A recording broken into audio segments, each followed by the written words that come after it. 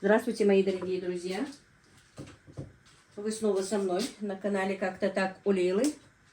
И у нас сегодня работа незапланированная. Сейчас, минуточку. Я подключилась, не подготовила ничего, потому что буду по ходу подключать, по ходу все показывать, чтобы быть с вами.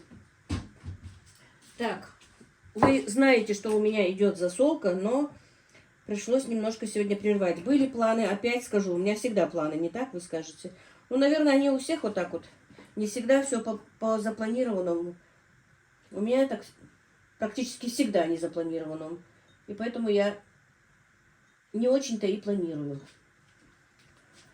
Так, вчера шла засолка, и сегодня она у меня должна была продолжаться. Да мне еще сегодня надо было поехать на рынок с утра, потому что мне нужно было кое-что подкупить. К сожалению, Танзила эти 2 дня не ездит торговать и не ездит на рынок, поэтому хотела сама поехать. Но дело в том, что вчера поступил заказ, нужно 4 килограмма манго. А у меня готовых только 3. Ну и женщина сказала, что 3 килограмма для нее мало. Ну и ей нужно за раз отварить, чтобы, ну, гости, наверное, не знаю, короче говоря, чтобы я килограмм сделала еще. Вчера я, конечно, не успела это сделать ночью, это было уже поздновато. Думаю, рано утром встану, килограмм быстро замерзнет. Рано утром, как и мне бы хотелось рано утром, не получилось. Пока я встала, пока разошлась, уже 7 часов утра. Вот, немножко опоздала, просто легла поздно. Честно скажу, и проспала намаз, если по большому счету. Ну, так получилось, не знаю, не проснулась. Будильник меня не разбудил. Так что вот так вот. Теперь быстро поставлю замешивать тесто. Вот так вот я смазываю свое тестомес растительным маслом, чтобы тесто лучше отходило. Все. Ну, налеплю пока быстро килограмм, чтобы замерзло. Дело в том, что рынок у нас, рынок так целый день работает. Но ранний рынок, когда овощи дешевые, он до 9 до 10. И, может быть, я успею, посмотрим, на такси поехать. Просто хотела с сыном поехать, чтобы он и привез меня, и увез меня обратно. Вернее, и повез меня, и привез меня обратно. Но не получается.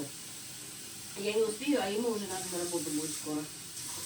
Пока я налеплю, пока я сделаю, ему надо будет на работу. Поэтому вот так вот, друзья. Так, поставила... Нет, хотела сказать, вы видели. Сейчас буду взвешивать муку, чтобы я знала, сколько у меня тут ее.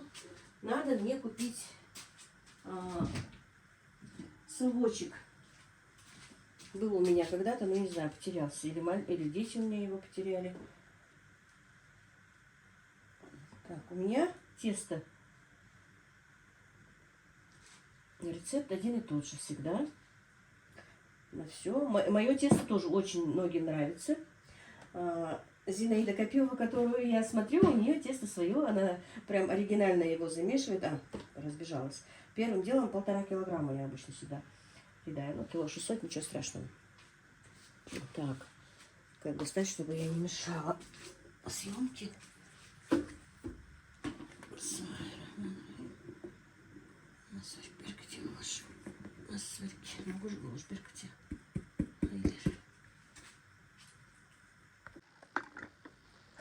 Так, ну, принцип этого теста практически у меня такой же, как и у нее.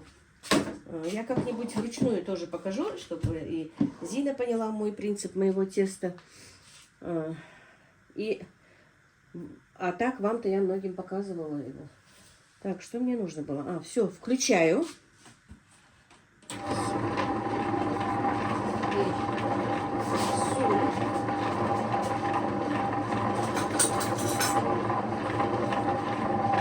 Конечно, тестомес не у всех.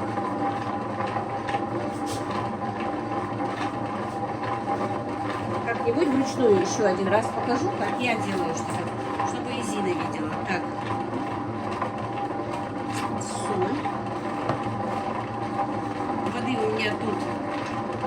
чуть меньше литра. Сейчас немножко долью.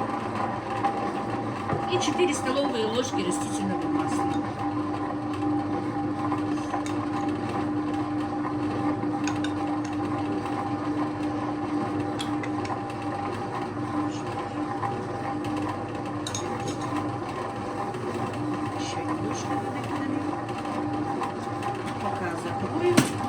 Теперь довешу еще полкилограмма муки. Туда добавить.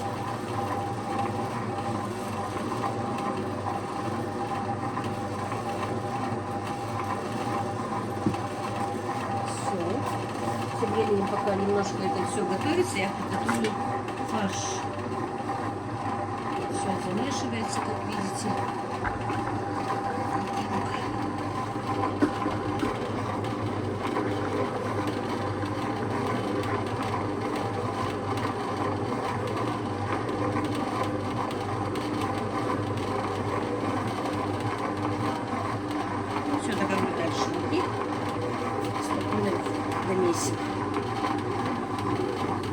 И воду.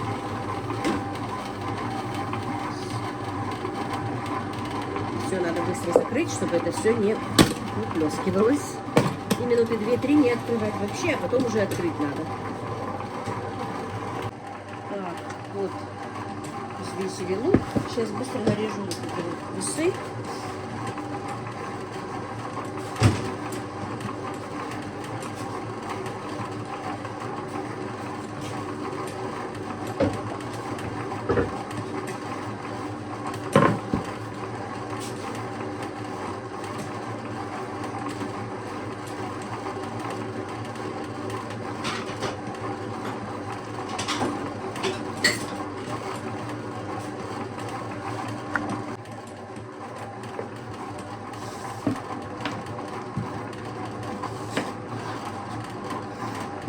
Вы знаете, для нарезки лука вот этот вот нож тапоровый очень удобный.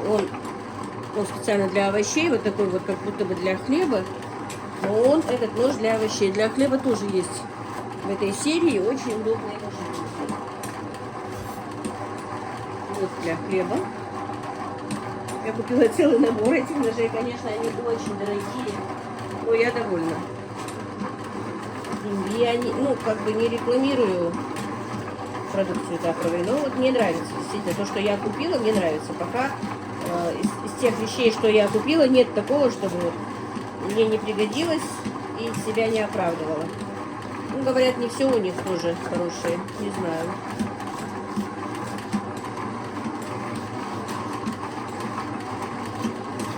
Вот так вот нарезаем мелким кубиком, как можно меньше. У меня была такая хорошая терка, но я ее сломала. Виновата я сама. Она тогда у меня стоила 4500, а сейчас она стоит, по-моему, где-то в пределах 10-11 тысяч. Хотя она была и механическая, даже не электрическая, друзья. Вот это была моя помощница, конечно. Раз, быстренько. Лучок кубик к кубику одинаковый получался. Попозже куплю. Я надеюсь, что я куплю попозже. Тоже обязательно. Оправдывает это все, оправдывает. Просто я сама насильно нажала и сломала просто такие пластик сломала. Так, сейчас посмотрим, что у нас тут происходит. Видите, все уже нужно открывать.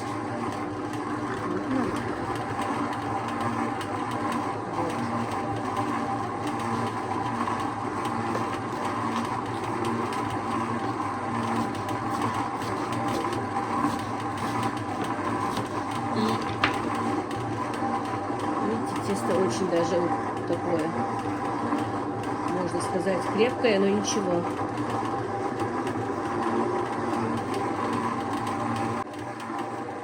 Так, и выключаем. Тесто мое готово. Так, ну, то, что вы мне говорили, нужно ее не это самое когда она крутится, ее не повернешь. Она все равно раз и становится на место, понимаете? Вот немногие говорили, что нужно по ходу, как она вот сейчас, да? Нет, она сейчас, если я еще включу, она сразу станет на свое место. Вот. Так. И немножко я объясню про это тесто сейчас.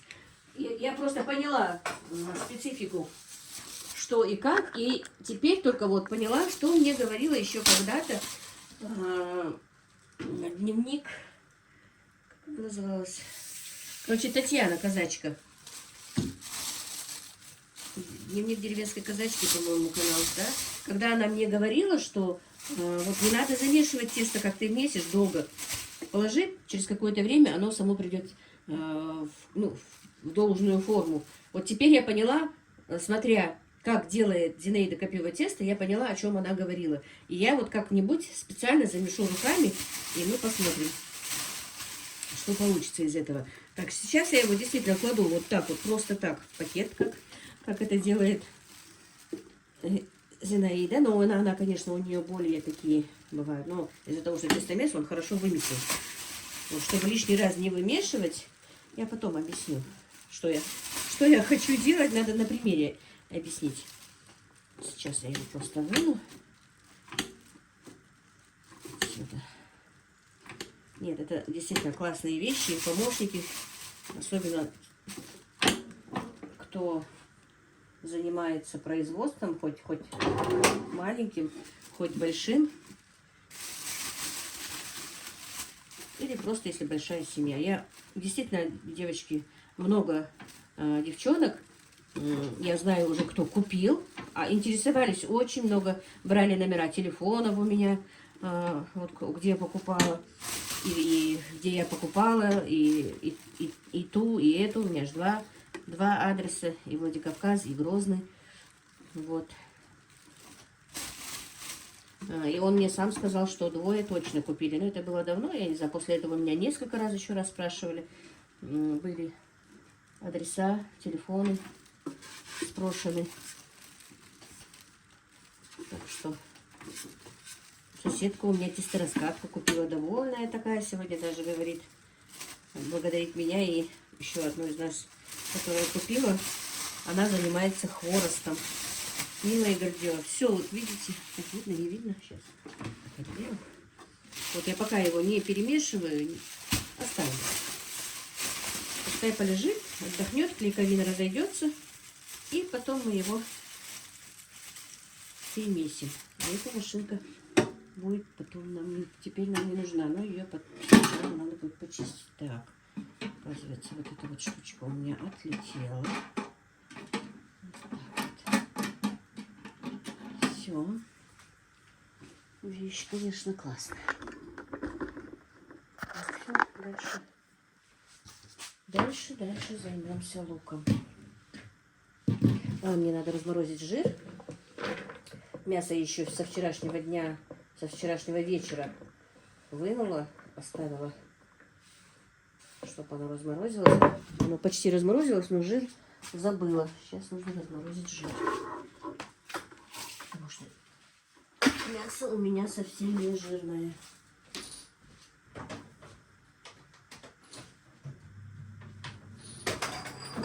Так, у меня и жир закончился, и мясо закончилось. Еще 1 килограмм мяса у меня только в заначке. Надо будет покупать. И жир покупать, и мясо покупать. Правда, вас не то, что иногда, в большинстве случаев жир мне мясники дают бесплатно. Ну, а так он стоит у нас 25-30 рублей килограмм. Так, и на примере последней луковицы я посмотрю. Мне Зинаида Копьева рекомендовала вот такой вот сыр для... нож для сыра, что он очень хорошо режет овощи. Он у меня есть, я ей сказала, что у меня есть. Он тоже из той же серии тапоровой. Но из-за того, что у меня этот нож очень удобный для овощей, я как-то им не пользовалась. Но сейчас на примере последней луковицы посмотрим.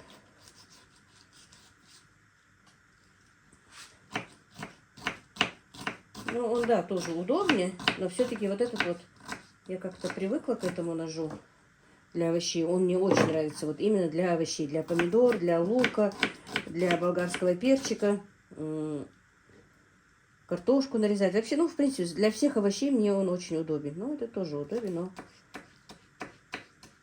Вот если бы я не знала этого ножа, то этот тоже для меня был бы очень удобен. Никак мы с Зиной, я не знаю, согласна ли нет, что я ее зову Зиной, она старше меня, но Зинаидой. Никак мы с ней не свяжемся, не может она мне позвонить. Не знаю почему. Многие дозваниваются. Вчера, сегодня много номеров новых мне пишут в WhatsApp. Практически все. Вот второй человек, который говорит, что не может до меня дозвониться. Еще была чеченка-патриотка, по-моему. Она говорила, что вот зачем вы поставили номера, которые не действуют. Вот. И у Зины почему-то, вот у Зинаиды не получается до меня дозвониться, дописаться. Мы обе хотим переговорить, пообщаться поближе, ее обеих не получается. Ну, ее номер я не просила, потому что ее номер оставить, наверное, она не хочет на все общее обозрение. А меня нет ни в контактах, ни в Одноклассниках. Так, ну это мука, я не стала ее мыть. Вот. Мясо, видите, оно вообще без всякого жира. Еще не очень хорошо отошло. Размораживала. Просто в холодильник поставила. А потихонечку разморозилась. Сейчас.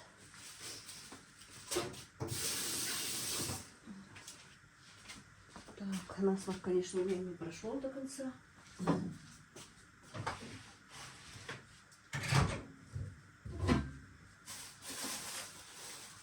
Ой, оказывается, жир. Написала жир специально. Его надо прокрутить через мясорубку. Обычно я прокрученный, но это, видимо, я спешила и быстро положила, чтобы потом не перепутать. Ну ладно, сейчас быстро прокручу. Так, ну вот. Промясорубила я жир. Это, видимо, когда я мясо покупала просто для дома. Оно было жирное, я отрезала, и чтобы потом запомнить, написала на нем, что это жир. И, скорее всего, поэтому у меня мясорубки не было. Так, клеенку обожгла. С этими заказами клеенка у меня просто горит, друзья. Когда спешишь, то так, то так. Все-таки было бы хорошо, если бы заказы делались в отдельном помещении. Это было бы здорово. Так, теперь посолить, поперчить.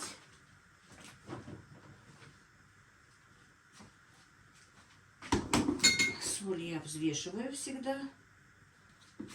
30 грамм у меня соли уходит вот именно на манты.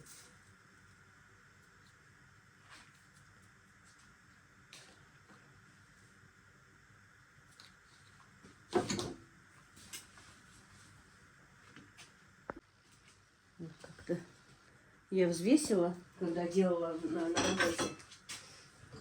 А то все время пробовала.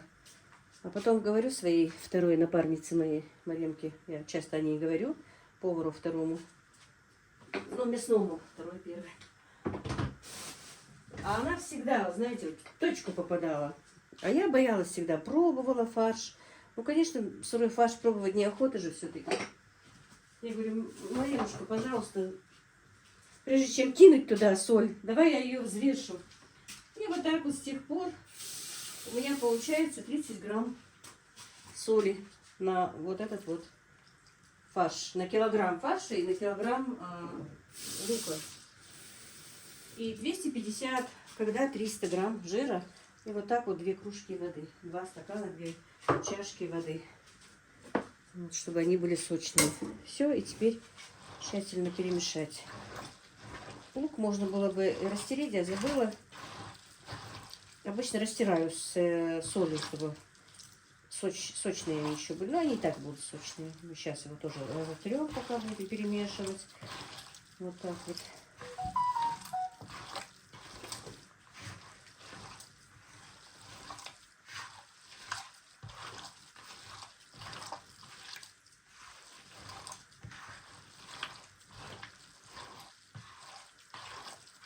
В тот раз мне Танзила заказала, сказала, чтобы я сделала 7 килограмм мант. А она забыла, что они предупредили ее делать без лука, ну, ой, без лука, с перекрученным луком. Так, наверное, тензил звонит. Так, ну вот мясо приготовили. Теперь смотрим. Тесто уже тоже готово за это время. Ну, сколько минут? 15-20, наверное, прошло.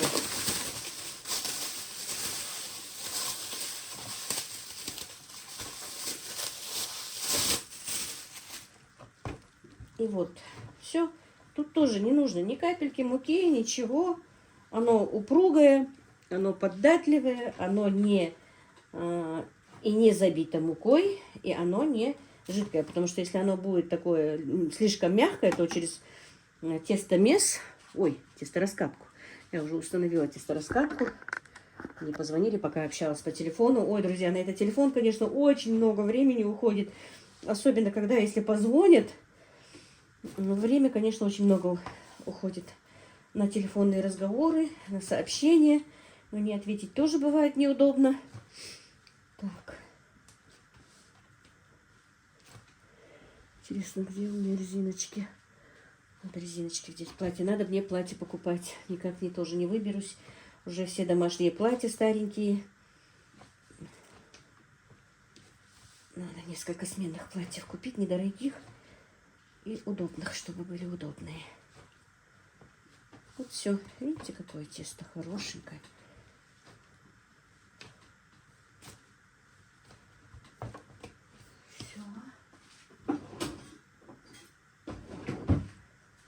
Быстро килограмм сделаю, поставлю в морозилку, а то я еще ничего не делала, я даже корову не доила, друзья. Хотя уже около 8 часов. Ну, я рано не даю, потому что я поздно даю, во-первых, корову, и утром тоже, как вообще-то, муки почти не надо, я высыпала, забылась. Не нужно тут муки, просто немного подсыплю. Ну, это, конечно, не для тех, у кого нет тестораскатки. Потом я один раз сделаю и тесто вручную, без тестораскатки, без тестомеса, вернее, и раскатаю без тестораскатки. Хотя я уже не представляю себя без этой машины, без этой чудо-машины. Вот немножко вот так вот. Чтобы, ну, чтобы легче прошла тесто через... Так, сейчас.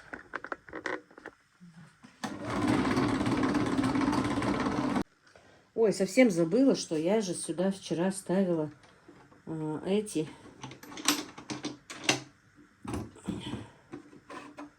Лапшерезку же ставила. Я вчера на обед лапшу варила. И забыла вынуть.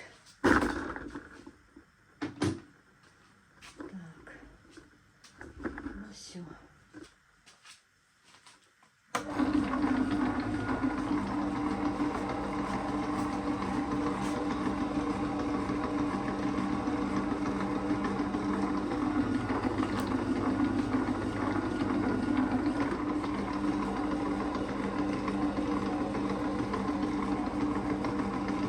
Я забыла, что стоит у меня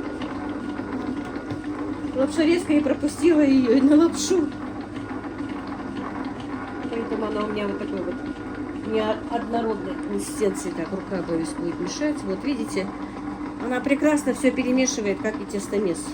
Видели 2 раза, как выходило тесто? Сейчас уже вот шелковое, хорошее.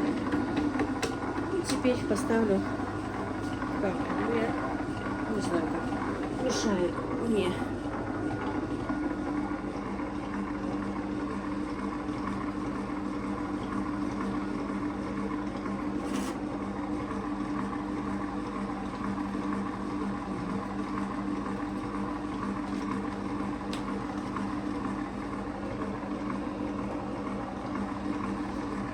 Надо будет еще раз пропустить, наверное, тесто.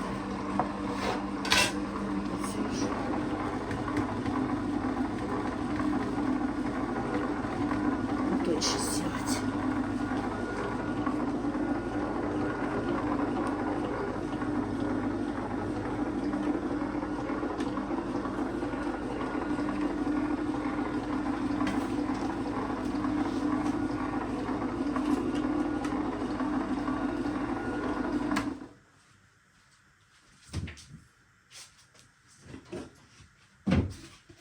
Надо мне поискать такую вырубку вот такого диаметра, чтобы не пользоваться этим бедром, но пока не нахожу на рынке.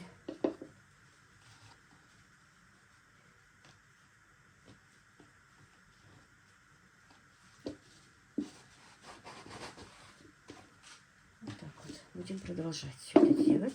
Сейчас просто мне мешает. Сейчас как-то установлю.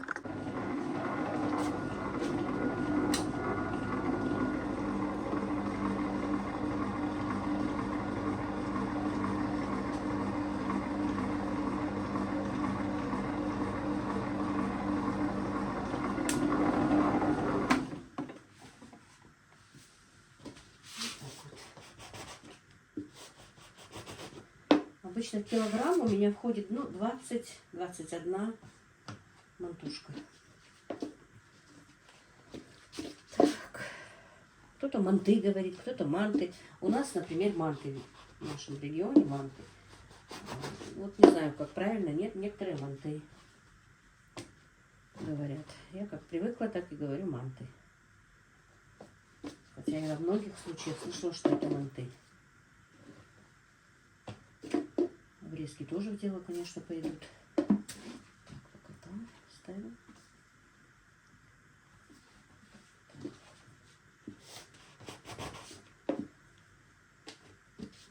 Ну, на пельмени можно чуть-чуть меньше. Я специально чуть-чуть больше воды добавила. Это уже приходит с опытом. Смотришь на консистенцию теста. Пельмени все-таки лучше, конечно, чтобы тесто было немножко потверже. Но оно тоже очень... Из этого тоже сейчас получится. Пельмешки получатся. Великолепно получится. Но на манты все-таки я немножечко меньше добавляю воды, чтобы оно не было таким вот прям вот крепким. Все-таки манты лучше, чтобы были мягкие.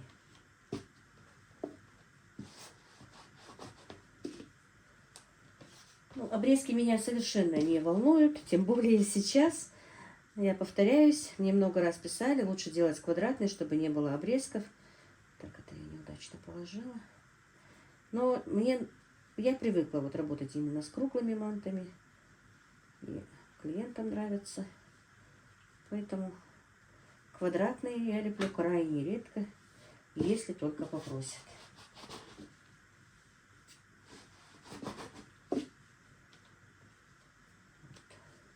Закончу с этими засолками своими, мне надо уже конкретно заняться этой работой, чтобы они у меня всегда были в запасе. Танзила уже жалуется, что мама, никогда не бывает у тебя в запасе чего-то.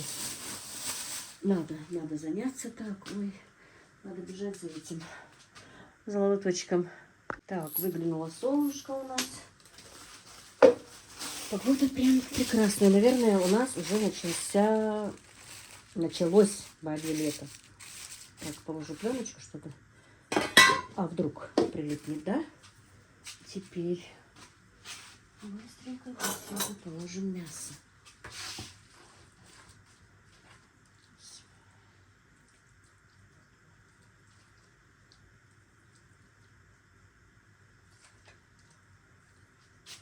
Сейчас взвешивать не буду, но в следующий раз, когда буду делать, я взвешу, потому что бывает интересно. У меня там в комментариях написано, когда я делала лепешки. Но я тогда же не учила кого-то что-то делать, понимаете? Вот лепешки на заказ, когда я делала. Вот сколько теста, сколько начинки, почему вы не пишете? Я обещала, я сделаю как-то мастер-класс, посмотрю, потому что я никогда в жизни не взвешиваю. Мы всю жизнь как лепим эти лепешки, так и лепим их. Поэтому я вот именно, немножко нужно разрулить мне эту обстановку мою осеннюю. Когда я это говорю, Танзила говорит: мама, у тебя всегда бывает какая-то обстановка. А ты никогда не бываешь свободна. То, то другое, то там разрулить, то здесь разрулить. Поэтому вот разрулю эту обстановку и потихонечку буду показывать. Вот.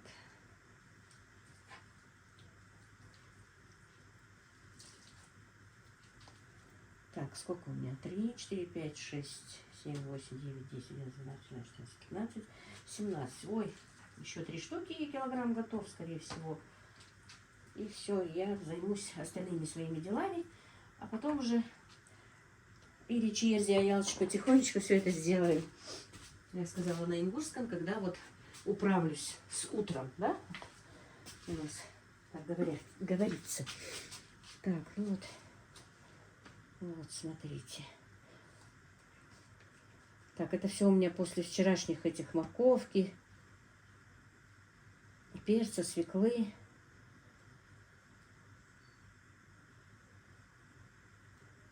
Вот. Роза, не знаю. Ну, это не роза, конечно, но вот такая формочка получается. Научилась такую формочку делать на работе. Вот. Нашей заведующей нравилась именно такая форма.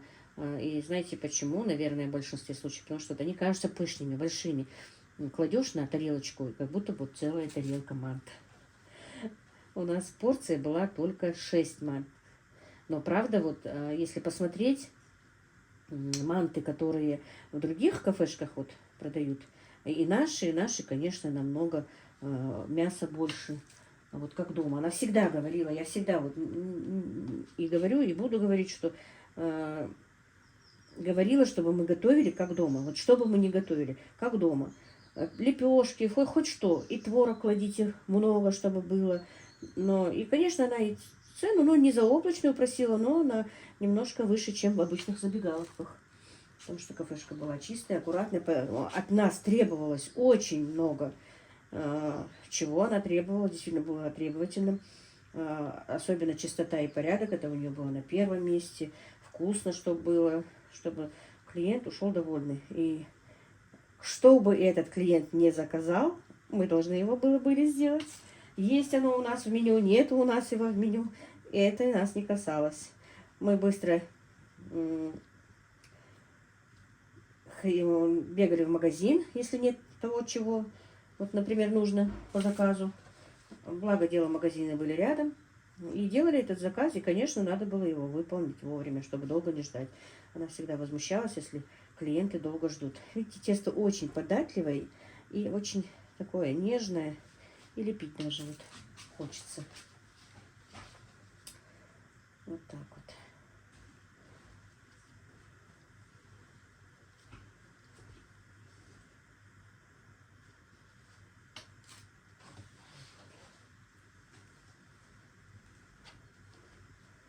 Насчет этого, конечно, она клиентов своих добивалась долго. У нее были свои клиенты, которые приезжали из Магаса, из других точек, не близлежащие даже. Вот именно приезжали, чтобы поесть в нашем кафе. Она абы-кабы тоже никого не брала, чтобы как-то вот обязательно, чтобы было вкусно, чтобы было... Это, конечно, сложная работа именно вот в заведении общепита. Много чего, много нюансов, много чего нужно знать. И чтобы не терять свою марку, поддерживать.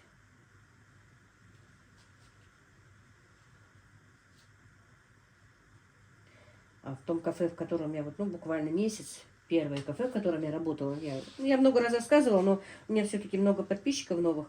Да и вот я вижу в этом месяце у меня, вот у нас же в творческой студии показывает, у меня в этом месяце получается за месяц плюс 2000. Немножко более-менее развивается канал. Даже написано, знаете, как написано, в этом месяце вы выпускали чаще видео, и в связи с этим на 70, по-моему, процентов было написано, на 70% у вас увеличились просмотры и увеличилось количество подписчиков, короче говоря, из-за того, что чаще выпускаются ролики. Вот.